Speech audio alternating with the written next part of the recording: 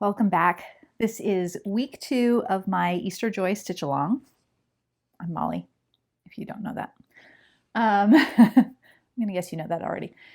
Anyway, I'm going to just get us started. The first week, the goal was to stitch, let's see, 4 items. The Easter basket, which was in the middle, the jelly beans, the ladybug, and the butterfly. This week, the goal is stitching the carrot, the little chick bird in an egg, and also the lamb. So I'm up to the lamb. I've done the other ones already. And I have, this is the project bag that my friend Kristen made for me. So cute. And I love that it's got a see-through side and it's big enough to hold my project flat, which is kind of cool. So pulling this out, there is where we currently stand on this, where I currently stand on this. And so I'm going to keep working on the sheep. It's almost done. Let's see here. Set that aside. I need some more pink cut. And I've got my cute little pink stork scissors. I love embroidery scissors, like probably more than I should, and I have more pairs than I definitely need, but I take pictures with different things, so I always can justify it. Anyway, okay, that's going back in here. Grab a piece of thread, and then I'm going to organize it immediately on my little thread card so that I don't just make a bigger mess. So I didn't talk about this on the last video, but there's a few of these patterns that are on the overlap of the pattern. The lamb that I'm working on today is one of those. And I'll show you that in a second, but let me get this threaded. I started this year, I started using Love It Stitch It to create my cross stitch patterns. And I'm still just 2 months into using it. So on larger patterns, it will always tile the pattern onto 2 sheets. There's no way for me to not do that other than when I'm just looking at it on my screen. So by the way, my patterns are also, some of my patterns at least are available for purchase on loveitstitchit.com as well in their marketplace. And there's so much that I like about it. I'm not 100% sure if I like this or if I'd like to at least have the option to have the full page, but you can see where this goes on to 2 pages here. They very wisely have it so that it's, there's like a shaded section that overlaps it. Because of the size of the overall thing, grid that I have, there's shading at the bottom row as well, even though there's no pattern beyond that. But the overall size that I was working on was just a couple sizes larger, a couple squares larger. And I probably could have altered that a bit, but I just left it as it is. So I'm still learning this software and what makes the most sense. It's really a website that you design on, but I'm still figuring out certain things with it. So feedback, I would love to hear your feedback. Anyway, what that means for working on this is that I'm needing to go back and forth between the 2 pages as I'm looking at my pattern. And yeah, that's just something that I'm still sort of getting used to as well, because I don't always do that. But here we are. So I have my patterns over there. Stay. I decided on this to do all of the deeper pink for my lamb first, and then I'm going in and filling in the lighter pink. So here is my lamb specifically. See how that's looking. So I'm doing the darker pink and then I will fill in with the lighter pink for the face and the little, like, I don't know what they are. They're technically like scallop shapes. They're also kind of like, the curly woolly texture that I'm trying to convey with this. I realized as I was actually actively stitching this, I didn't think about it until I was looking at it going, this lamb looks a little bit familiar. That I may have subconsciously, inadvertently, however you want to look at it, designed this in a way that looks similar to a lamb that is on Hadley Dishes, which is a set of dinnerware designed by a woman named Mary Alice Hadley back, I want to say the 1950s is when she started designing. There's different sets of them. They're all in mostly shades of blue, and there's different styles, patterns. But one of those patterns is a farm animal set. And I mean, there's also like a farmer and a barn and a house and stuff. And my mom has collected them for as long as I can remember. And she has the farm ones. And the lamb has always been my favorite since I was little. When the dishes were getting set out, I would always request that I would get the lamb. And I realized that the style of this lamb, it doesn't look exact, but it's kind of that.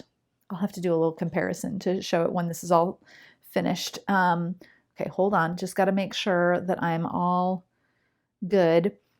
What I've been doing is I follow the first page and stitch over to the end of the shaded area. And then I jump over to the second page and then I pick up from the edge of the shaded area.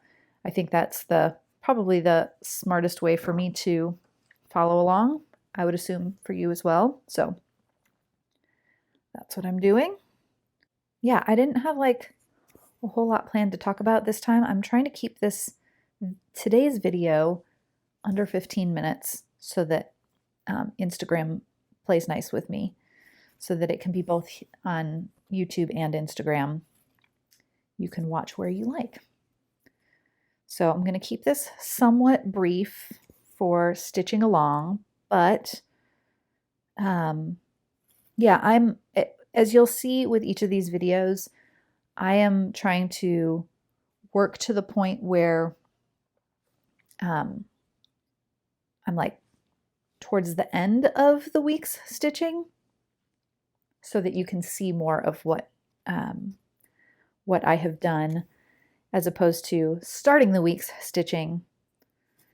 So I just have a lamb to finish for this time around. And peek ahead, next week it will be the two bunnies. So the Easter bunny and the chocolate bunny. Is that too many bunnies to have on one pattern? No, it is not. So that's what you can look forward to, whether you are just, if you're wanting to follow along exactly, you'll be aware and ready, or if you want to jump ahead, great. If you want to skip this week and jump ahead to next week, who am I to stop you? So also someone asked me on a recent video that I posted, I said, do you stitch without a hoop? And if you have never tried stitching without a hoop, this is sometimes referred to as stitching in hand. And I am using it's called the sewing method, where you dip in the needle, pull it out all in one movement. This is much, much faster for me to stitch this way. And it changed my whole thought on cross stitch. But I will say the thing that I think that you have to look out for the most is distorted stitches. And sometimes I notice it a little bit, but often I can if it is like squashed in one way, I can adjust it when I press it. So if I soak my embroidery or even just get it sprayed pretty wet and then I iron it, I can usually essentially block it. And that's a process that will smooth it out, even it out, and that usually will do the trick for me. Okay, I'm gonna start this next row. Good. All right, staying on track. Talking and stitching is sometimes I can do it really well and sometimes I can't, but so far I think I'm on track. We'll see. But anyway, by the way, some of the faces on here, I have whole stitch eyes. Some of them have French knot eyes and a few have just backstitch eyes. Uh-oh. There it is. I kept stitching when I was not supposed to. Okay, so I'm going to just undo these. Follow up on the eyes. If they're whole stitch eyes, I recommend backstitching around the outside of them to make them not look like X's. So now I'm going to figure out where I was supposed to stop stitching so that I leave space for the little curly things. Okay, a couple more. That's probably my sign that I should stop talking and stitching at the same time today. Let's get some nice ASMR of one more of these stitches coming out. Ready? Dreadful, but not too bad. It wasn't too many stitches. Enough, just not too many so it was easy for me to pull those out. They were still only the half stitches. I was still in the same row. I did not need to pull out my little trick of stitching over the wrong stitches. All right, I'm just going to trim up the end of my thread so that it's easier to thread the needle. And then I will be back on track. And while I do this and fix my mistake, I'm going to say thank you so much for watching and stitching along. As a reminder,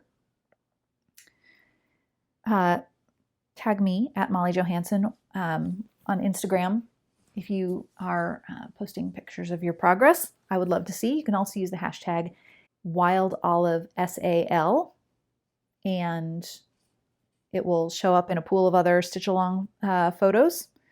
So that'll be fun for all to see.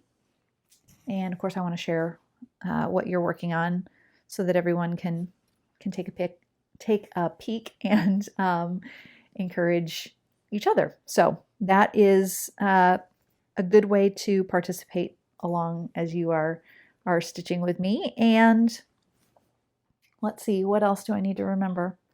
If you enjoy these stitch along videos, remember you can check out my Ko-fi, which is ko-fi.com/wildolive. And there I have stitch along videos each month and extra patterns that are exclusive to that and other goodies as well. So if you like